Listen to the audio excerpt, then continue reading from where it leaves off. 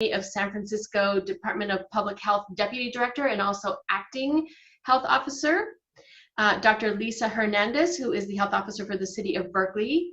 Dr. George Hahn, who is the County of Contra Costa, County of Santa Clara Deputy Health Officer. Dr. Lisa Santora with the County of Marin Deputy Health Officer, and Dr. Nicholas Moss, who is the Health Officer for the County of Alameda. I'm going to hand it off to Dr. Farnatano, who will then hand it off down the line. Thank you, Kim. To slow the spread of this latest COVID-19 surge, the counties of Alameda, Contra Costa, Marin, San Francisco, San Mateo, Santa Clara, Sonoma, and the City of Berkeley today issued health orders mandating indoor masking for everyone, regardless of vaccination status. These health orders will take effect at midnight tonight. Across the Bay Area region, we are seeing COVID-19 cases surging, and hospitalizations are on a steep rise again, particularly among the unvaccinated. In Contra Costa County, we are alarmed at the rate at which COVID patients are filling our community hospital beds.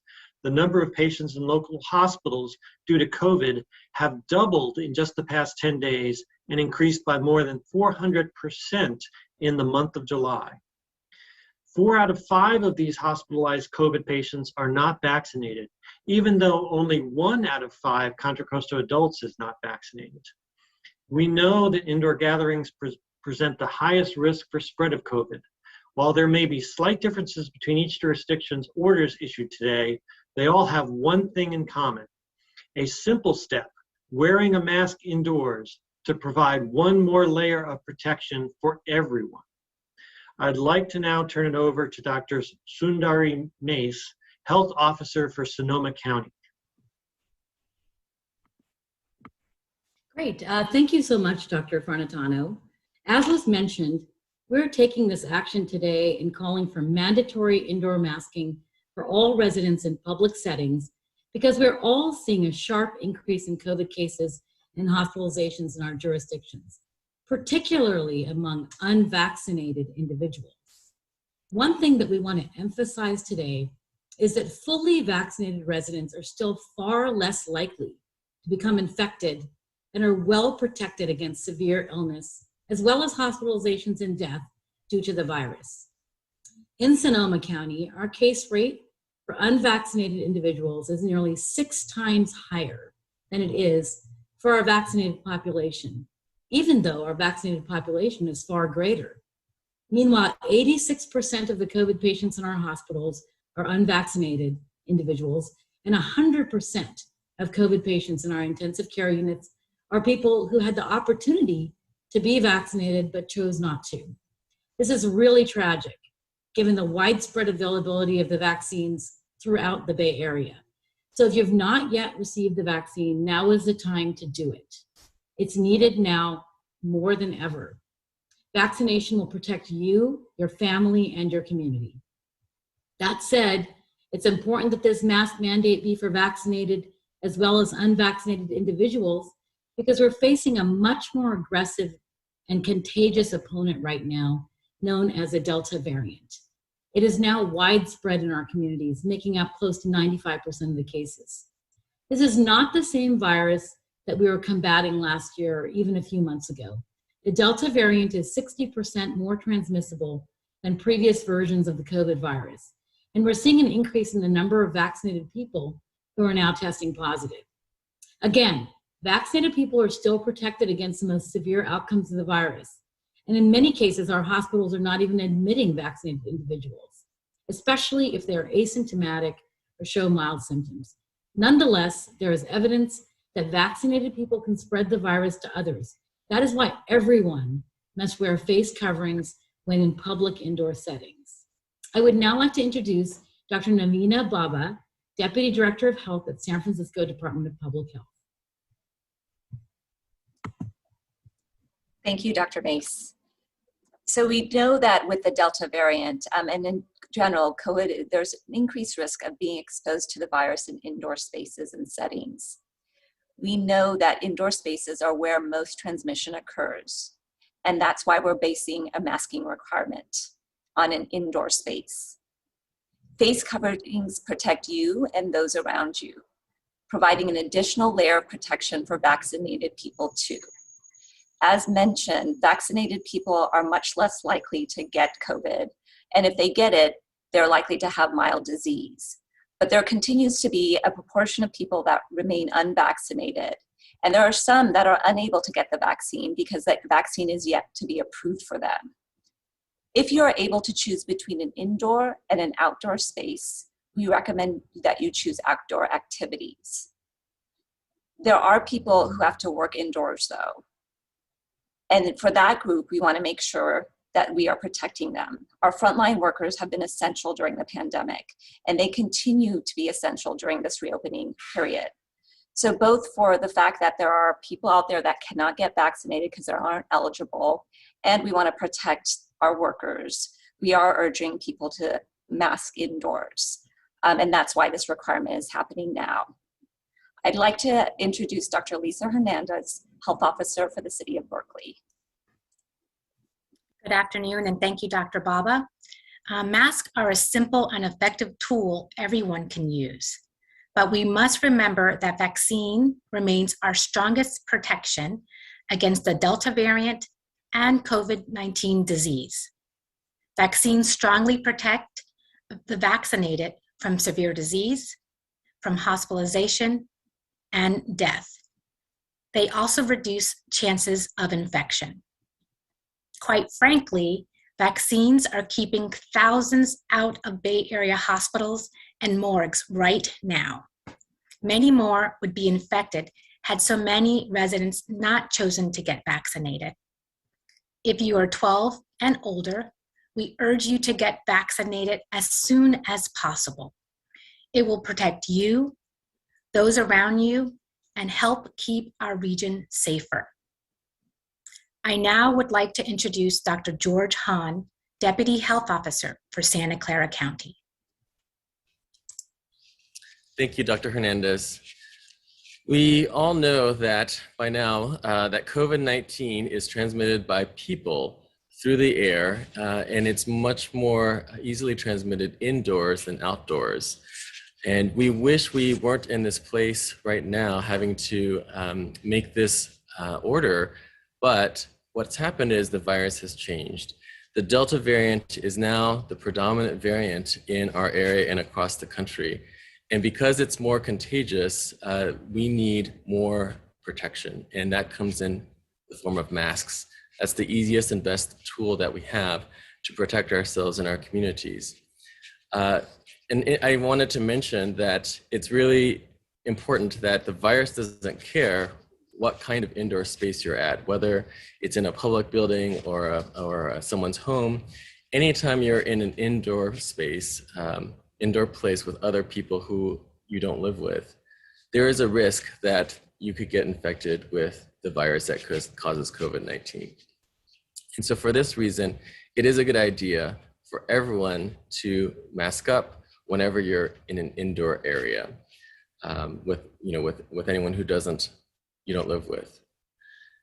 What we would prefer is that you would use at least a surgical or medical grade mask, and that it would be something like this at the minimum, and you would pinch it at your nose. And if you don't have one of those, a well-fitting cloth mask would work, and certainly no neck gaiters. And no matter what kind of mask you wear, face coverings should cover the mouth and nose. And now I'd like to introduce Dr. Lisa Santora, Deputy Health Officer for Marin County. Thank you, Dr. Hahn. It's an honor to be here today. I know it's a challenging day for many. We have sacrificed so much and worked so hard to flatten the curve, and now we're facing a new opponent, the Delta variant. The goal of these orders is to avoid disrupting our businesses, continued operations, and our residents' everyday activities. Masking is a simple and effective tool to support us in this battle. And we also are all focusing on a safer return to school this fall, or for some of us in August. Delta is different. Despite our high vaccination rates, Marin County is experiencing high levels of COVID transmission. Since April, the proportion of breakthrough cases among fully vaccinated persons has doubled each month. Given increased transmissibility of the Delta variant, lower vaccine effectiveness against this mutation, and current vaccine coverage regionally, non-pharmaceutical interventions like masking are needed to reduce transmission of the Delta variant and keep our schools open this year. Vaccination is still our best tool at ending the pandemic, and when combined with masks, it provides a greater safeguard against the virus spread, and importantly, serious illness. This is a short-term, evidence-based strategy to respond to the Delta variant, while keeping our businesses open and supporting the safer reopening of schools. Thank you. And now let me introduce you to Dr. Nicholas Moss, the Health Officer for Alameda County. Thank you, Dr. Santora.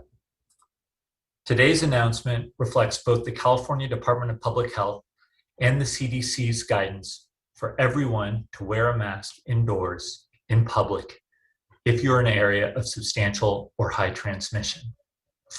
Every county represented here today has substantial or high levels of community transmission. We must take this action to end this summer surge. Now I'll turn it back over to Kim McCall.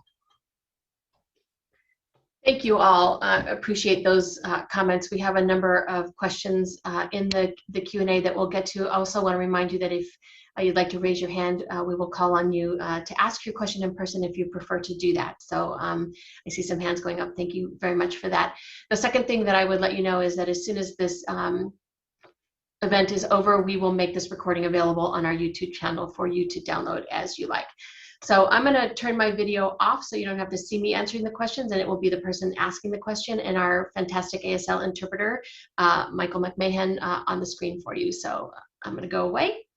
First question, if hospitalizations increase past a certain point, do you think additional restrictions may be imposed on businesses like bars or large gatherings like Stern Grove, Giants games, or festivals? If so, what is that threshold? So Dr. Farnetano, I might pick on you first and then see who else wants to address that. Certainly. Thank you, Kim. Last winter, our hospitals in the Bay Area were perilously close to full last winter. We saw it in other areas of the country, including Southern California, heart-rending stories about hospitals being overwhelmed, ambulances waiting 6 hours or longer to offload their patients into an emergency room, patients having to be transferred far away, even to other parts of the state to find an available hospital or ICU bed, even hospitals running out of oxygen. We did not get to that point in the Bay Area, but we got really close. We don't want to get there. We are currently in Contra Costa County at less than half of our winter peak hospitalization. I'm very hopeful that with increased vaccinations, we've seen increased vaccination rates in the last few weeks with increased interest in the public in getting vaccinated, and with the addition of this masking order, that we can avoid that scenario. But we are driven by the data, and we are watching these things closely. And we want to make sure we maintain our hospital capacity, not only for taking care of COVID, for all those other things. So we will just be watching this data as we have all along on a daily basis. Did I see somebody else who was interested in addressing that? All right, Dr. Bob, I'm going to pick on you a little bit because this question is a little specific to San Francisco. How will enforcement work specifically in San Francisco? Will the CERT team be reactivated to do compliance checks on indoor masking? So one of the things that we know in the Bay Area is that it tends to follow the science and the data, and we're very grateful that the citizens that live here really do take these recommendations and requirements to heart. So at this time, it is going to be based on people understanding that Delta is highly transmissible, and the best way to protect themselves and their loved ones and the people around them is to wear a mask. We will not necessarily be leaning on enforcement, but again, on really the great way that the people of the Bay Area have come together to answer any issue, any things that we bring up as health needs. They've masked, they've stayed indoors as requested, and we expect the same will happen this time around too. Thank you. I'll open this up to the group. Wondering if staff in your respective county health offices are working in the office now, or are they working from home? Dr. Mace.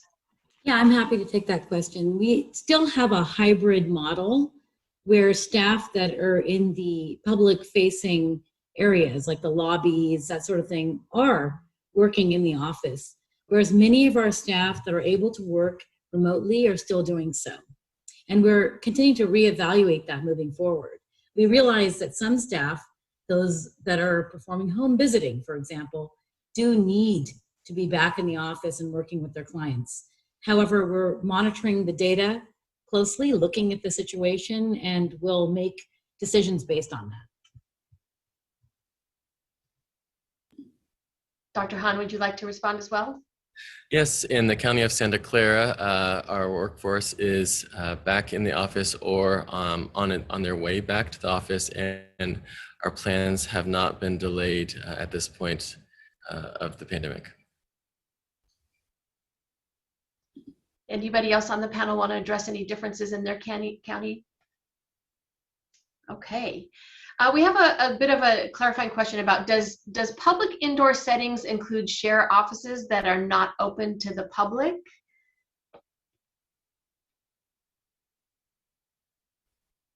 Yes, it does, and that would be including places like cubicles, right? So if you had your own office with a door and everything, you may be able to take your mask off in there, but otherwise that would be considered a place that you would mask. Dr. Santora, anything that you would add to that? I agree. This is, I think, one of the hardest parts for some people because we have worked so hard and you often know your office mates, but at this point we are requiring that all persons who are working in the indoor settings wear a mask in that setting, regardless of their vaccination status. Great. So the next question, does the necessity for this new mask mandate increase the possibility that the 8 health officers eventually issue a vaccine mandate of some kind? Dr. Farnetano, can I start with you again? Yes, here in Contra Costa County, we've already issued a order that applies to high-risk medical settings and residential settings, requiring either vaccination or weekly testing and masking for those staff. The state of California has followed up and issued a similar order that extends those included facilities to outpatient doctor's offices and dentist's offices and some other facilities. We are also working with our Board of Supervisors and our local county administrator on requirements for vaccination of county employees, similar to how the state has made it a requirement for state employees. And we do encourage other private businesses as well as local municipalities to consider, vaccination requirements or vaccine or test requirements for their employees. The more people we can encourage to get vaccinated, the safer we all are.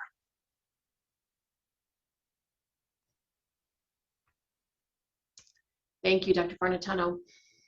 This next question, will the mask mandates end when communities reach a certain vaccination percentage? If so, what is that percentage number? Dr. Moss or Dr. Santora, thank you. I think Marin County is an example of success in vaccination and still having a significant risk and threat because of the Delta variant. We have one of the highest rates of vaccination in the nation. We have people who have worked hard to increase that vaccination rate, and we still are seeing the need for additional supports like universal masking in order to reduce the transmission and to support businesses staying open and to keep schools open throughout this school year. So I think what we are looking more at is our hospitalization rates. And I think it's also important to recognize that Marin County is part not only of a Bay Area where it relates to hospital resources, but also the greater state of California. And so it's critical for us all to work together to maintain our hospital supply and ICU capacity in order to support the state of California as we navigate this next wave of our infection. So just to sum up, I think we're going to be looking more at our hospitalization rates and the behavior of the virus and trends in the number of cases, rather than a vaccination rate that's hitting the mark. So Dr. Sontora, before you turn your camera off, maybe I'll just put you on the spot. Actually, we'll do a round robin on this one because I think it's helpful and follow up to that. Do you happen to have the percentage of current hospitalizations that are vaccinated versus unvaccinated in your county? And if each of the doctors can pull that information if you have it. The number and the percentage changes almost daily based on hospital census, but we consistently are seeing that it's 1 out of 7 to 8 hospitalizations that are among vaccinated individuals. And those individuals are typically consistent with what we're seeing nationwide, are typically elderly with significant comorbidities. So that's our typical picture. Sadly, what we are seeing across the region and the state are preventable hospitalizations, where the majority of our hospitalizations are among unvaccinated individuals or not fully immunized individuals, and which can be heartbreaking sometimes to see that someone was a week from their first dose of vaccine and landed in the hospital. Dr. Moss, can you share the situation in Alameda County? Sure. So we have pretty good hospitalization data in Alameda County, but it's not complete and it lags a bit. But for the data that we do have, very similar to what Marin County is reporting, the people who are in the hospital who are unvaccinated far outnumber those that are vaccinated, and we understand why this is of such interest to the public. But I think what we're seeing really supports the point that our vaccines protect against severe disease, and the best thing that people who are not vaccinated can do to protect themselves at this point is go out and get vaccinated. Dr. Farnetano, do you want to go next? Sure. In Contra Costa County, 4 out of 5 hospitalized COVID patients are unvaccinated. But because the population of vaccinated adults is so much greater, that really represents a hospitalization rate 16 times higher in the unvaccinated population compared to people who are vaccinated. Dr. Hahn for Santa Clara County.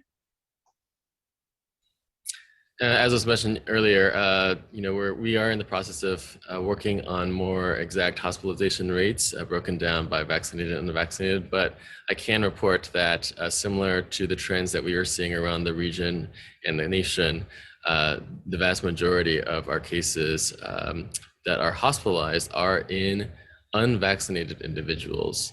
And the vaccinated individuals who do end up hospitalized do tend to be very elderly or with significant comorbidities.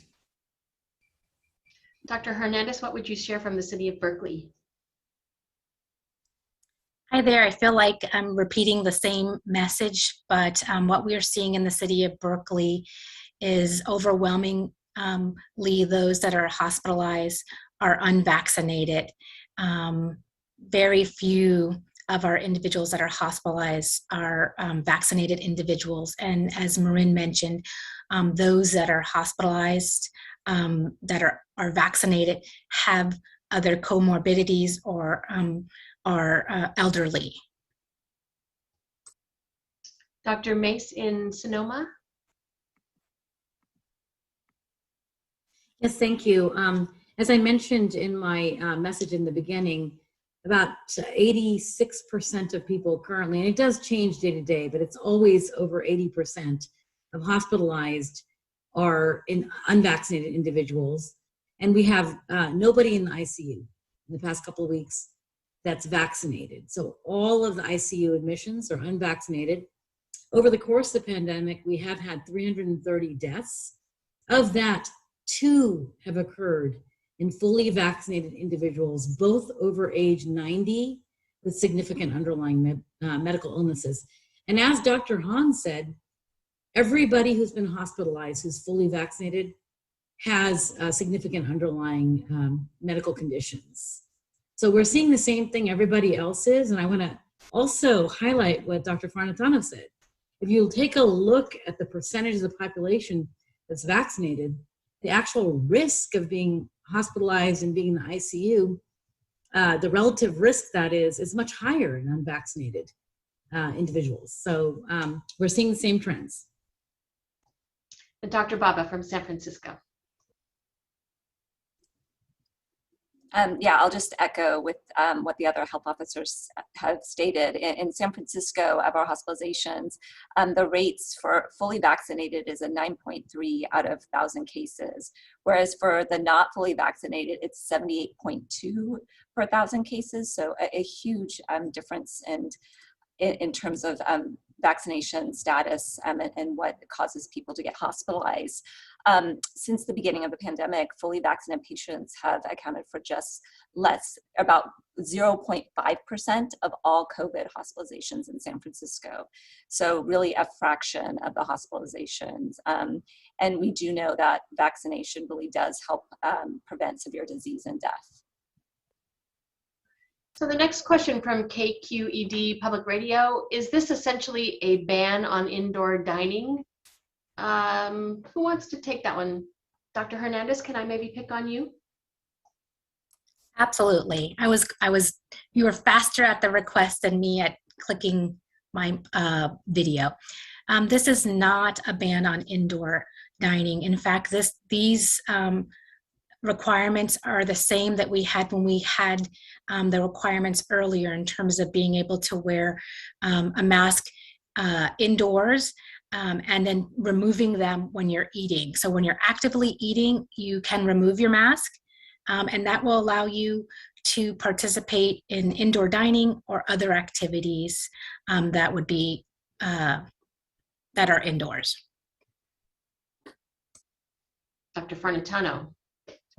I would like to also add that even though it's not addressed in this order, if you're unvaccinated, I would still strongly advise against higher risk indoor activities like eating in an indoor restaurant, going to exercise in a gym, or going to a movie theater where other people around you are removing their masks to eat or drink or have popcorn at the movie theater.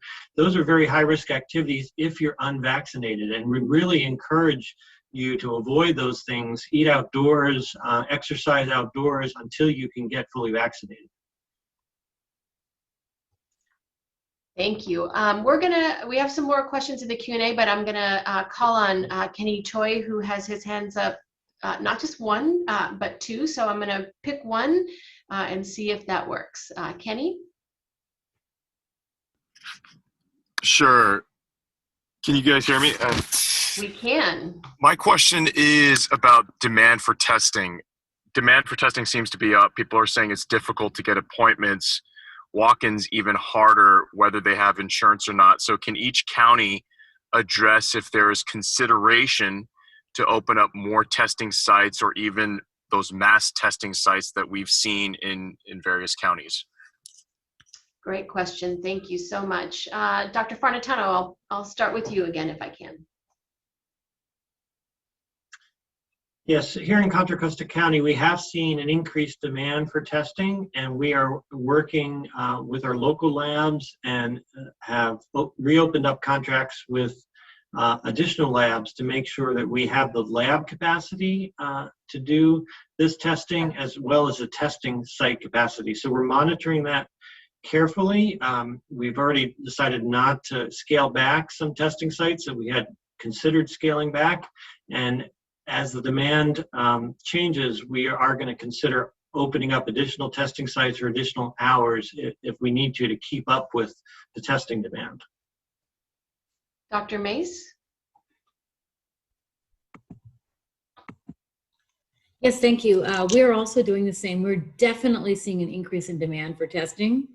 And we have been able to successfully get more support from the state with Optum Server LHI, and that should be starting soon.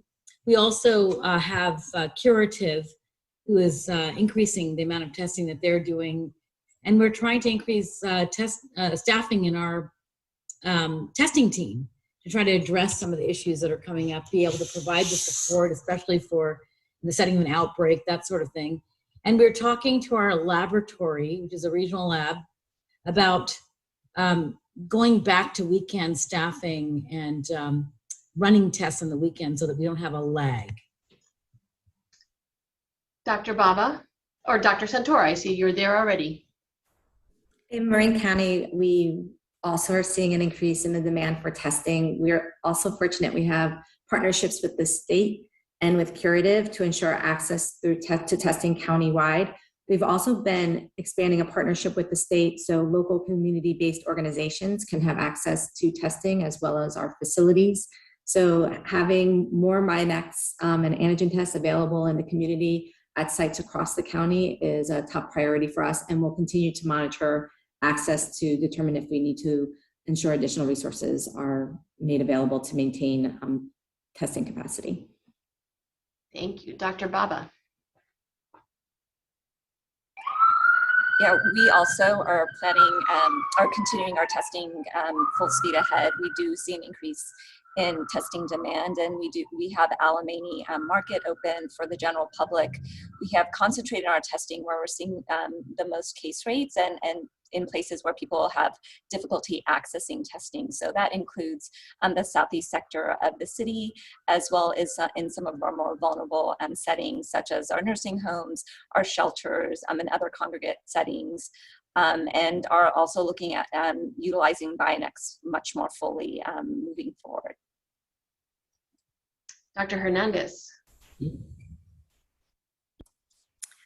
City of Berkeley is also seeing an increase in demand for testing, and we are working with our testing partners, which include the state as well as Curative, for the sites that we already have to expand the hours there and potentially days for individuals in our community to use those testing sites, as well as looking at other partners to do more community-based testing. So hopefully we'll have more on that, but definitely expanding the hours at our set sites, as well as encouraging individuals to seek testing with their medical providers if they have them. Dr. Hahn. In Santa Clara County, we've also seen a significant increase in demand of testing, and we have continued to maintain our mass testing sites and are increasing capacity. And you can go to secfreetest.org to find out how you can get a test. Thanks. Dr. Moss. We've seen an increase of about 50% in the total number of tests done per day. Demand is 3 to 5 times higher at some of our community test sites that we've continued to support really throughout. And so far we've been able to absorb that demand, but we'll continue to evaluate and make sure that people can get tested when they need it. Why don't you leave your camera on, Dr. Moss, and I'll ask you to take this next question. With children under 12 unable to get vaccinated, why not ask schools to delay in-person instruction or offer more robust remote learning options? Well, I think, first of all, we've all learned what a difficult year it was for children who, in many cases, were not able to get back into the classroom. Of course, the Bay Area health officers have previously strongly voiced our support to get students back into classrooms, and we do think that that remains a top priority, and it can be done safely if the right measures are in place, including face coverings, which are still required by the state for everyone in school settings. Of course, what we're doing here in Alameda County is continuing to support schools and districts to be as prepared as possible, and make sure that those prevention measures are implemented to keep kids in classrooms and keep them in classrooms safely. Dr. Santora. I would just add that our top priority last school year was getting kids back into in-person instruction. We saw the emotional and mental and social deterioration of many students because they were out of the classroom. And we learned so much last year of what we can do to create the safest environment possible. Marin County saw an uptick in cases when school ended. Schools offer a structured, supervised, supportive environment where children, teachers, and staff alike can wear masks, which are shown to be effective in both source control and preventing and personal protection. So that is our goal, is again to get the kids in school and keep them in school. And that's where we need to work together as a community, not only to get vaccinated, ensuring that everyone who is eligible in a household gets vaccinated, but also to follow these requirements around masking so we can create the biggest cocoon we can around our vulnerable populations, which includes kids who are ineligible for vaccination and vulnerable more because they're going to be excluded from school if they even do get sick. So we have this tremendous opportunity ahead of us with this short-term strategy around masking to make sure we open all schools in the Bay Area and keep all kids in the Bay Area in school for in-person instruction. And then lastly, on the testing part, we're working, the state is offering tremendous resources around testing for the schools. So we've been working throughout the summer to pilot the availability of Binax or antigen testing in the school setting so we can support schools, especially some of the schools in our lowest income communities have modified quarantine. So this allows mass students who may have had a close contact with the case to have to be able to go to school in person. And that's because of what we all agree upon is that being in school is the best place for students to learn and to thrive. So Dr. Santora, since I have you, maybe I'll start this next question with you. Should businesses require workers to get vaccinated? We support businesses that require workers to get vaccinated. It's a hard decision probably for some sectors because of the percentage or proportion of their workers who are already readily vaccinated. What I experienced this weekend on call was a surge in cases of vaccinated folks who work in facilities, who are exposing individuals in their households who are unvaccinated, and just with the Delta variant circulating. So especially with high risk facilities, having company supports for requiring vaccination is a critical tool for us. And I think you saw the indication from the state and some other counties around both vaccine verification and testing. But as more facilities require vaccination, we have more protections for our community. Would anybody else on the panel like to address that one while I organize myself? Okay. So we mentioned that some county orders will differ slightly. I think, Dr. Hahn, I'm going to call on you to talk a little bit about what the differences are in Santa Clara County. Yeah, we all have our little individual health officer orders, which do differ slightly. But I think the main message that everyone should take away is we are actually in broad agreement that everyone should be masking whenever they're indoors. And the reason for that is because the virus doesn't care where you are. If you're in an indoor space with other people who you don't live with, it will find a way to get you. And so it's really important to wear that mask. It is unfortunate that we have to do this at this point in the pandemic. None of us wanted to be here, but the virus has changed. And now we know that the virus can be transmitted by fully vaccinated people. And even though unvaccinated people are much better transmitters of the virus than fully vaccinated people, because of this this new fact of the virus, it is important for everyone to mask indoors. Great, thank you. Are there any other differences among the counties that are worth noting? Okay, this next question, I'm going to kind of combine two of them. And maybe Dr. Mace, if I can start with you. What does this mean for bars, restaurants, and entertainment venues and gyms? And how effective will all this be if capacity limits are no longer in place? Yeah, thanks very much.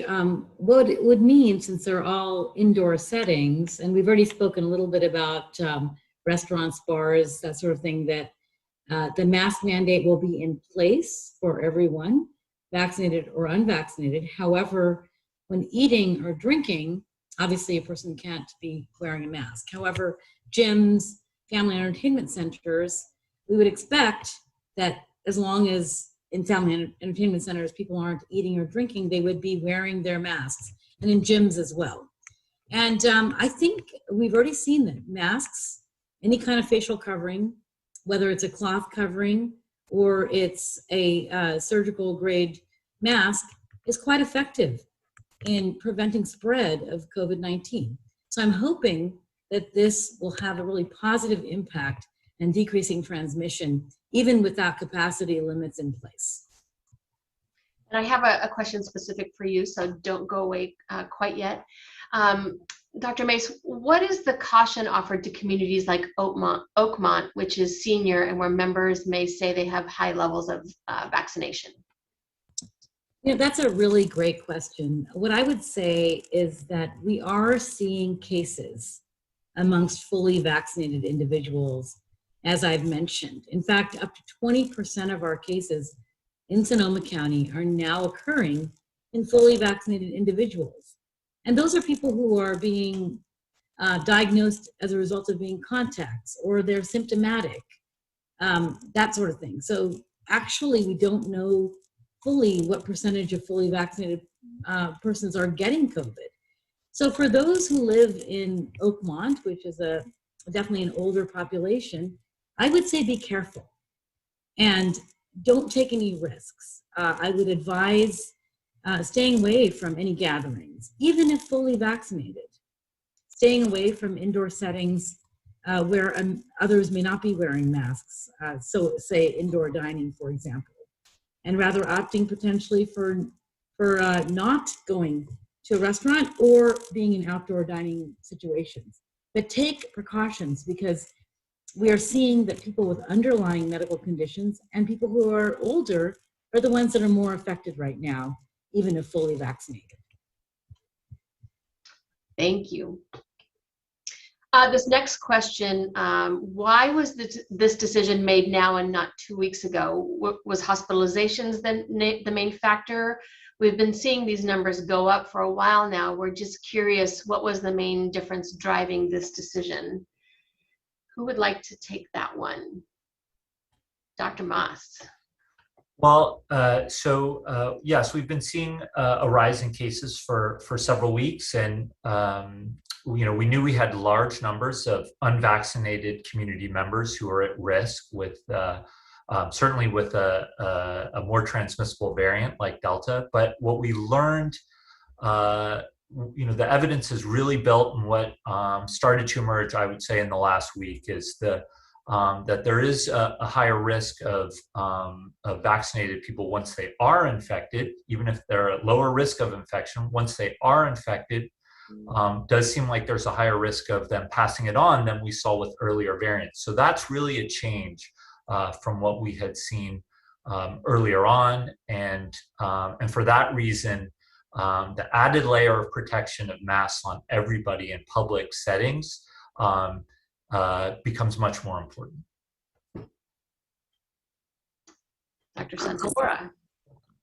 Being driven by the data, we county expected after the 4th of July. We're having a strange sound issue for you. Do you want to mute yourself and unmute yourself again? Is it strange still? It is. Well, I'll stop talking and I'll just add my comments in the chat. Thank you. And maybe if you want to go out and come back in again, we'll come back to you on that question.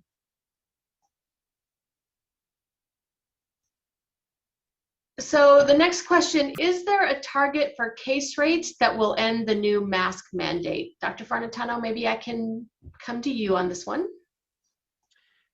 I think even more important than case rates are really the hospitalization rates.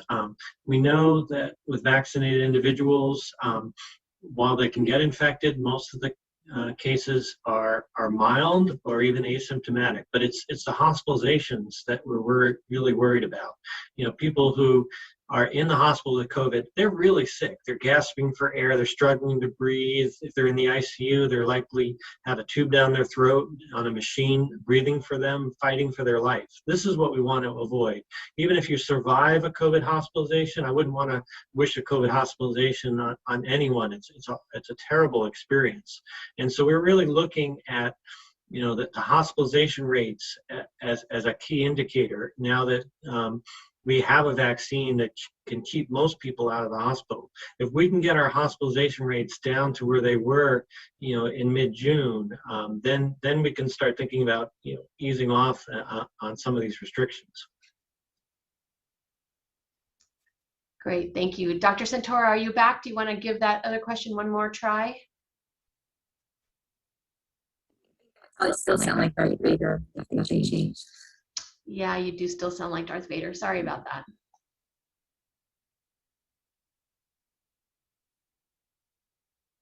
So this next question, in previous surges, there was a clear correlation between the rise in infections and hospitalizations, deaths. We aren't seeing the same mortality rates we saw last year or in the winter. Can the health officers comment on the current science around case rates and mortalities and what we're seeing in various counties around the Bay Area? Dr. Moss, do you wanna start with that one, or? Sure.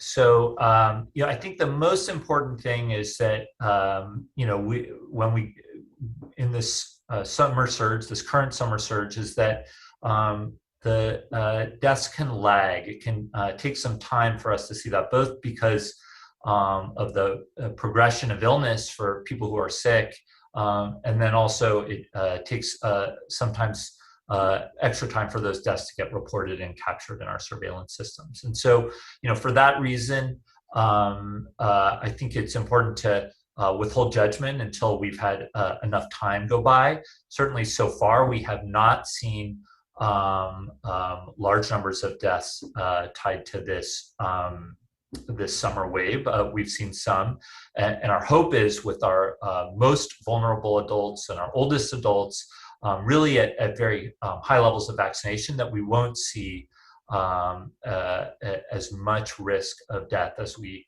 saw previously. But again, I think it's important to really make sure that enough time has passed to fully assess what's happening. Dr. Mace, did you want to add to that, and then we'll come to Dr. Farnatano. Yes, thanks. I would agree completely with what Dr. Moss just said. I just want to also note, this is more data and evidence of the efficacy of vaccines. The fact that we're not seeing the worst outcomes is attributed to the fact that the vaccines work.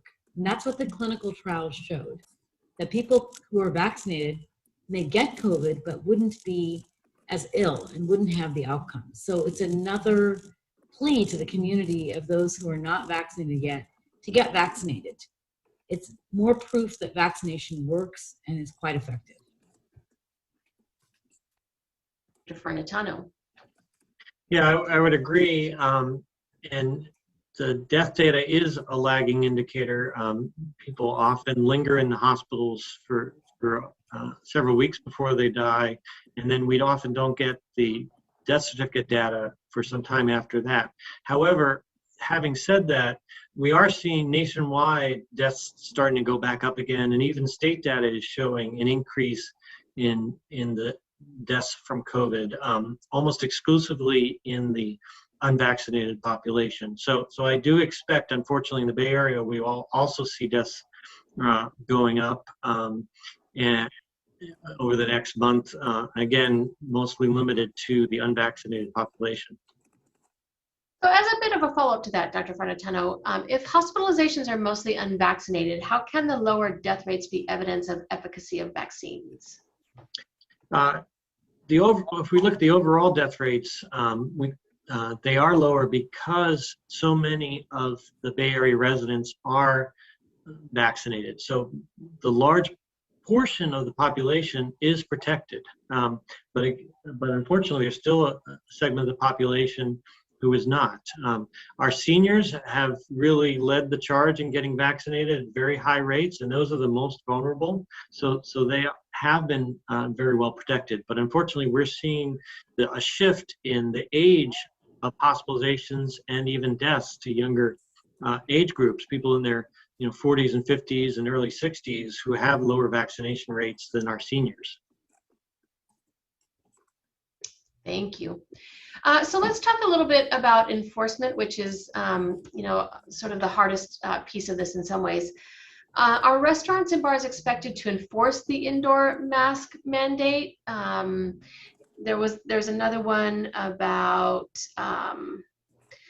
San Francisco talked about no real enforcement plan. What about others? Fines for businesses with unmasked people inside, tickets for people unmasked inside. Really questions about fining for businesses. I know that we're all hoping that we don't come to that, but how are your counties sort of addressing that topic? Who would like to start? Dr. Hernandez, we'll start with you. Sure. So for the city of Berkeley, in our order, it is required that businesses have signage indicating that this is a requirement for patrons in their businesses and work sites in terms of masking indoors. So that's one thing that is specific to our order. I can't speak to the other jurisdictions, but that's one thing that we have in the city. We also spoke about our enforcement support that we've had in the past, and what we have done in the past and what we will continue to do is to support businesses by first through education and information in terms of the requirements of this order. And then we would work with them to be able to comply. Dr. Hahn. Yes, I do want to add that in Santa Clara County, businesses are obligated to enforce the mask mandate, and this is something that we've done in the past. And residents can submit complaints to our website, and that the county will follow up on those as appropriate. Dr. Mace. Yes, thank you. Yeah, I would just say the same, that we definitely hope that people are going to take this order seriously and protect themselves and their community.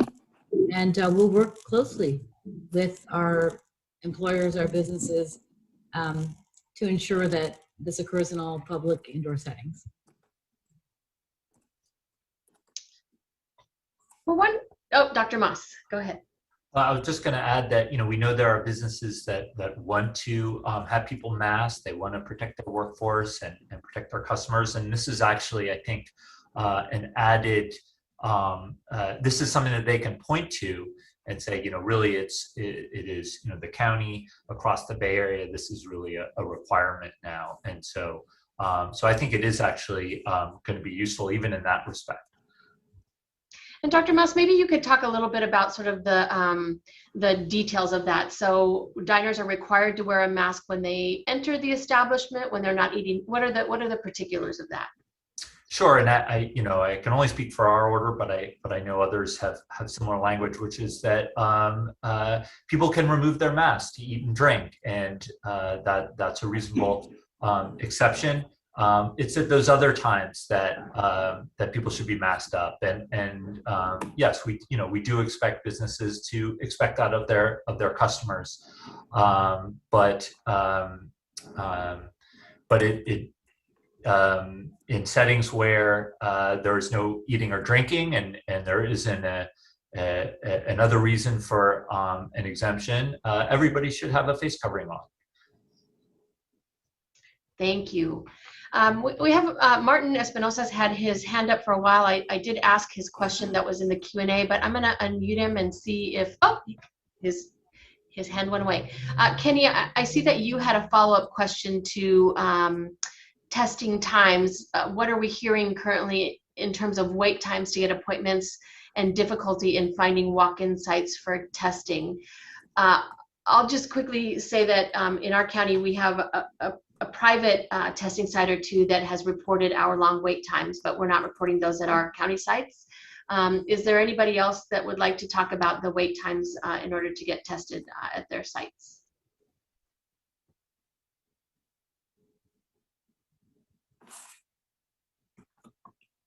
All right, it sounds like that might be a detail we'll have to collect for you in another way. I think this is kind of a new and evolving situation. So let me see what we can find out. We'll get back to you on that, Kenny.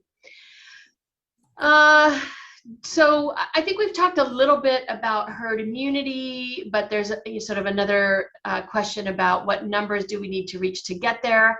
I think it's sort of worth kind of talking a little bit about, what herd immunity is and how difficult it is to sort of define. So I wonder if there's anybody, Dr. Farnatano, if you'd be willing to take that on. Sure. I think last year there was great hopes that this virus we could with a highly effective vaccine achieve what some people call herd immunity, some people call community immunity, and there were some predictions that maybe if we got 70 or 80% of the total population vaccinated, that would be sufficient. Unfortunately, what the Delta virus has taught us is that those levels are far from sufficient, and that we have communities that have vaccination rates that well exceed that, and yet the virus is spreading and spreading rapidly. It's really unclear whether there's any level that will really extinguish community transmission.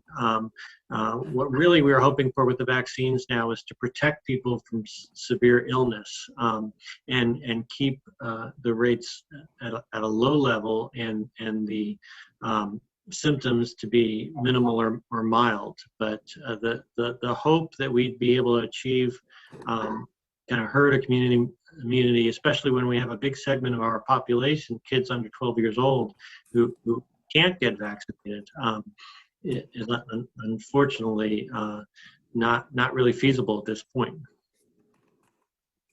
Okay, we are at 12:59. So there are some questions we didn't get to. So if you have lingering follow-up questions, please feel free to reach out to the county that you think that question applies to most offline. Dr. Han, do you want to quickly talk about your media availability later this afternoon?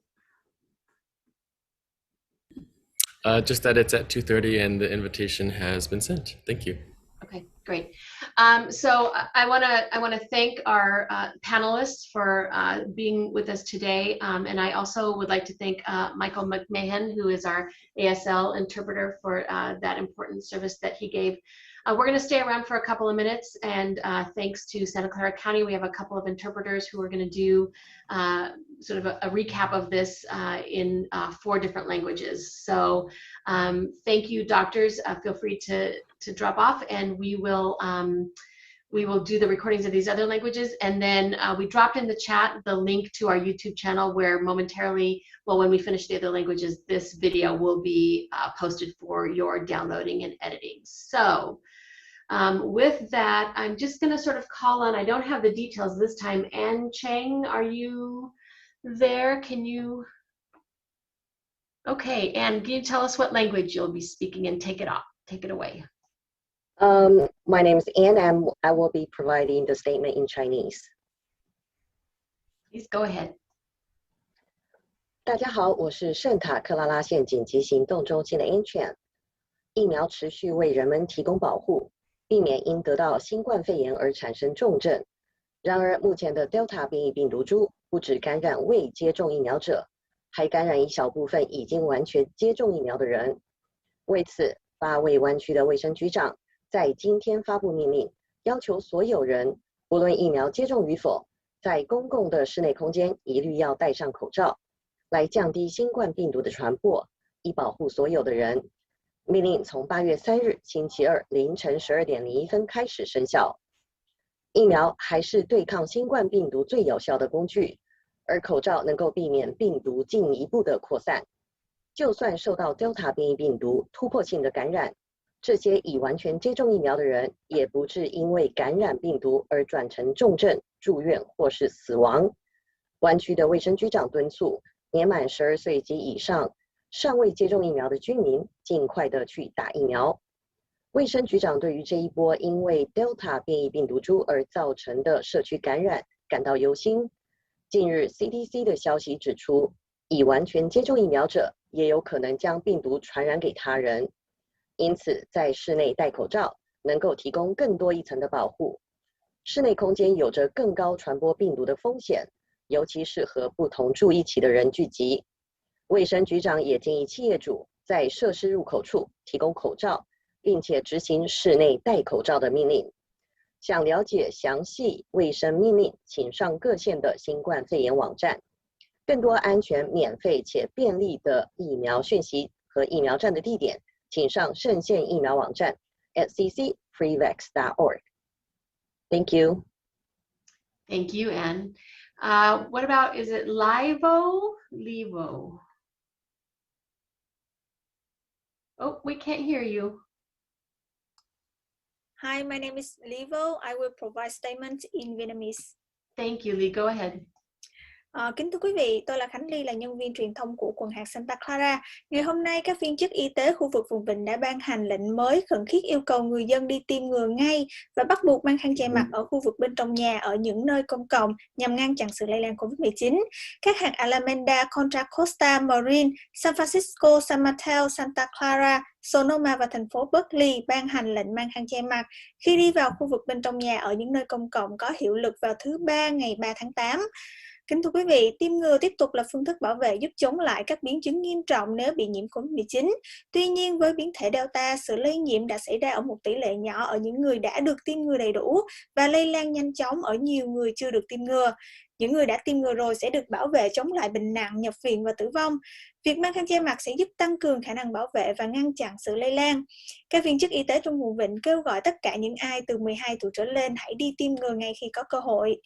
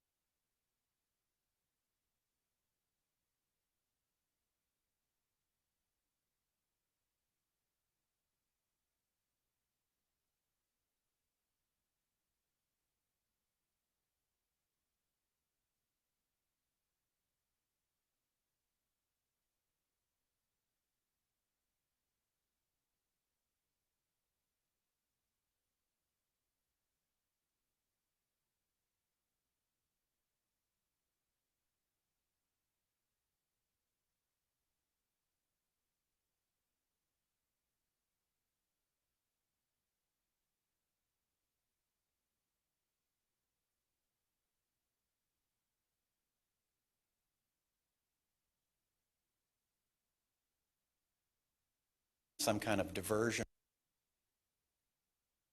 I want to